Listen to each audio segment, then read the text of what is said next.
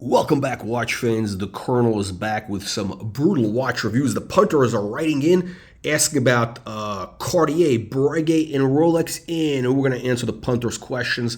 Now, on the wrist, we got the Patek Ellipse 1972 from Japan. That's right, from Japan. White gold, sunburst, blue dial, incorrect buckle. It is a Patek buckle, but not the Ellipse buckle, which is going to be added soon with a strap replacement. But it's not about me, it's about you. That's right. What do you think about me? No.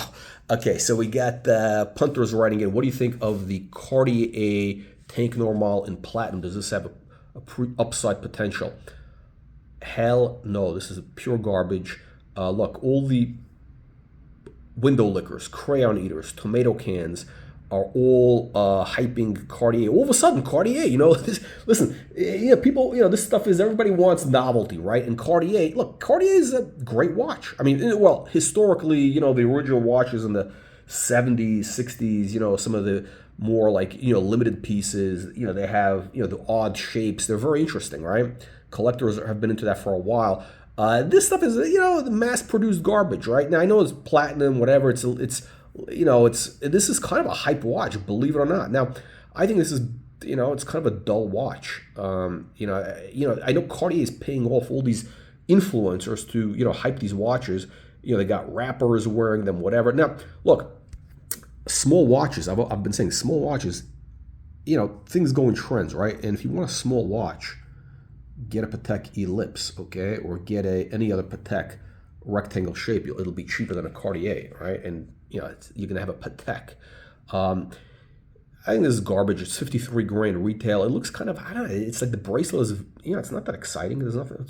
I think they're just cranking out. They're just like, what this is to me. This is like Omega, cranking out variation after variation on their stupid moon watch. That's all they do. That's all they do is that stupid moon watch. Who cares? Okay, some guy went on the moon using your watch. It's a La Mania movement. He could have used some other watch. Who gives a shit, right? I would avoid this. You're going to lose money. This is not an investment. Next, we got a punter. Asking. I guess this guy claims to be a doctor. I think he's a plastic surgeon in Texas or something. He sent me a picture of his Breguet. I think it's a marine chronograph. I guess he's taking a picture at a basketball game. Baseball game, basketball game or something. I don't know. Some cow kickers and whatever. Now, this actually, when I first saw it, I said, this is a piece of shit. You know how much I hate Breguet because I think they're very just, I don't know what they're trying to do. They're like kind of sticking with these old-fashioned designs. We're in the 21st century. These hands are like from the 1700s. And I get it. They're trying to be a class. I kind of get it. They're trying to stick to this kind of traditional look. They're like, the Roman numerals, the case designs. It's a little too fussy, in my opinion, for the modern age. If you're going to make modern watches, you want something more modern. But the guy's absolutely brilliant. I thought about it. The guy's a genius. Why? Let's examine. This guy might be like he's like a Rain Man. This guy's a genius. He probably doesn't realize, unless it was a conscious decision. Because think about it, the guy's a plastic surgeon, right? His clients, who are his clients? MILFs and cougars, that's right. Now, women generally do not know anything about watches, right? 99% of women, they don't know, they don't care. But if they're going to a plastic surgeon to get breast implants, lip fillers, I don't know, butt implants, they're going for the whole Kim Kardashian look or something. So they're pulling up to Doc's office in their, white MILF mobile, like a white Lexus or a white Mercedes, like E-Class. It's always going to be white. They show up to the guy's office and they see this watch. Now, if the guy was wearing a classy watch like this, a Patek Ellipse, they would think, they wouldn't know what this is. They would think, this guy's wearing like a Timex. It's like not impressive. But again, they want the big look, right? The guy's in Texas or something. This is a big watch. It's like a 40 millimeter, 42 millimeter watch, I think. It's gold. It's on a rubber strap, so it makes it a little more interesting. It's contemporary, kind of, right? And it's got these Roman numerals with the hands, right? And by the way, women notice details, right? Now, they don't know what the watch is. They couldn't care. But it looks expensive. It looks classy with a capital K, right? That's what this watch looks like. You know, to them, this makes a statement. So actually, this is a brilliant choice for this doctor, plastic surgeon doctor. Again, now if the guy was a neurosurgeon, not such a good idea, right? I mean, I'd probably want a guy wearing like a maybe a Daytona, something a little more, a little more, form follows function. But if you're doing something, with dealing with vain people, like big hair, big boobs, big ass. Or actually, I don't know, big ass is still in fashion. Yeah, I think it is. You're gonna the big lips, the duck lips. You're gonna want this watch. I think it's a brilliant idea. Now, if you were in a market like Beverly Hills, New York City, which is gonna be a little more sophisticated, you're gonna deal with Kardashians. They actually probably do know about the like AP Royal Oak, right? So, in that market, you're going to want to wear like a rose gold Royal Oak for sure, because that market will know. I mean, but if you're like in Texas, this is the watch. So actually, brilliant choice by the good doctor, Dr. Zhivago. Unbelievable but true. Unbelievable but true. I think this watch is like 18 grand.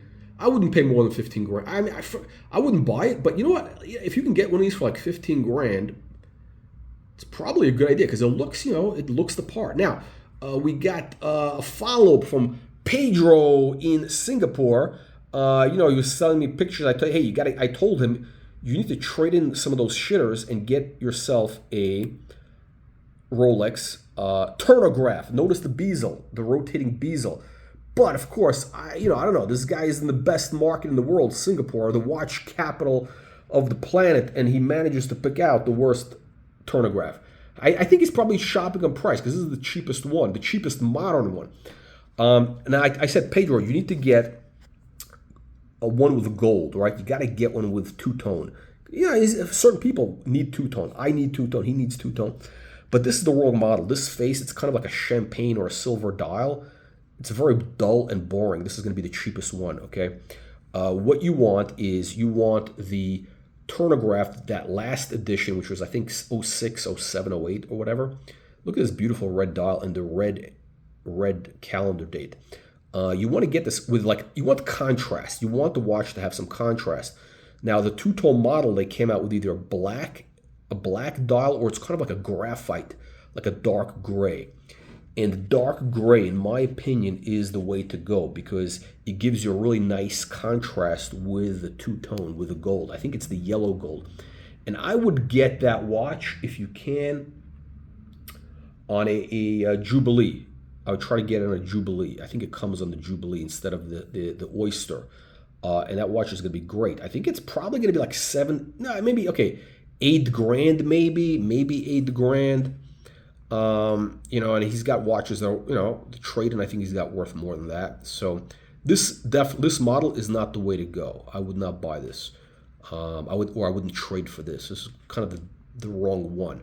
But again, I think the Turnographs are one of the best watches out there for Rolex.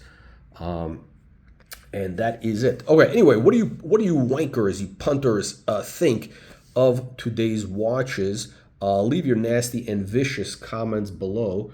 And by the way, if you want the Colonel to review your watch collection, give you his expert, that's right, the expert opinion, send in your questions to brutalwatchreviews@gmail.com, brutalwatchreviews@gmail.com. Make sure to click the like and subscribe button and tell all your idiot friends about the world's greatest watch channel.